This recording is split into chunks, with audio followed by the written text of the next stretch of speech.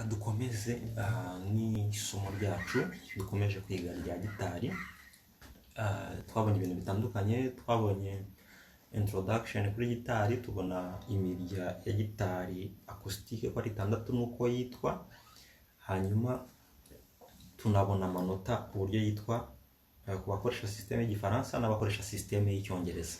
So uyu munsi tugiye kureba andi magambo ashobora kuzagenda adufasha mu kwiga. Amagambo tugenda twiga ujye ugerageza uyafate cyangwa se ureba ahantu yandika kugira ngo nidukomeza kwigana uzajye wibuka ibyo turi kuvuga ibyo ari byo. Uyu munsi tugiye kureba amagambo abiri atandukanye.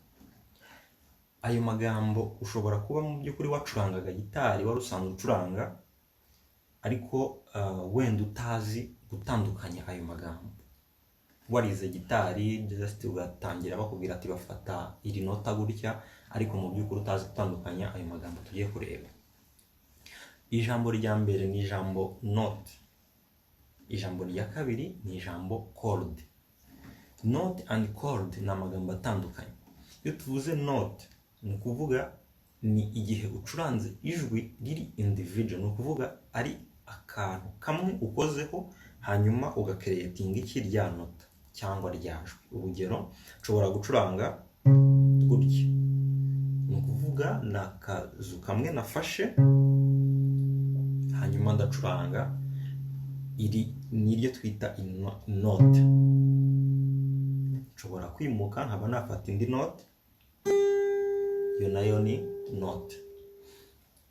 Ni ukuvuga muri tuno tuzu tugize gitari, izo bita frets, ahantu hose wagenda ufata ubufashe note.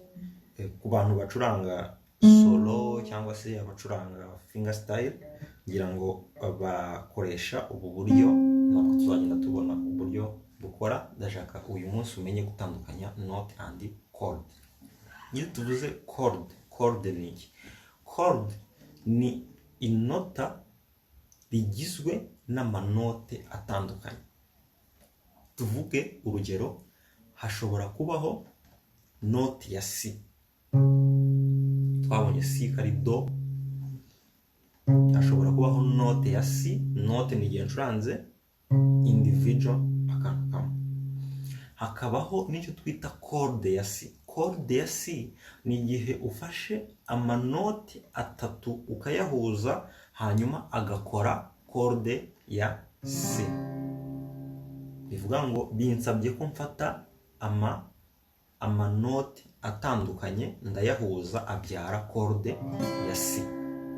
Ikintu ibintu bihuriyeho nuko byose ari C, ariko C ya mbere ni note, C ya kabiri ni chord. So ndumva tubashije kumenya gutandukanya C note and C chord. Mu masomo azakurikira tuzagenda tubasha gukoresha ano magambo cyane.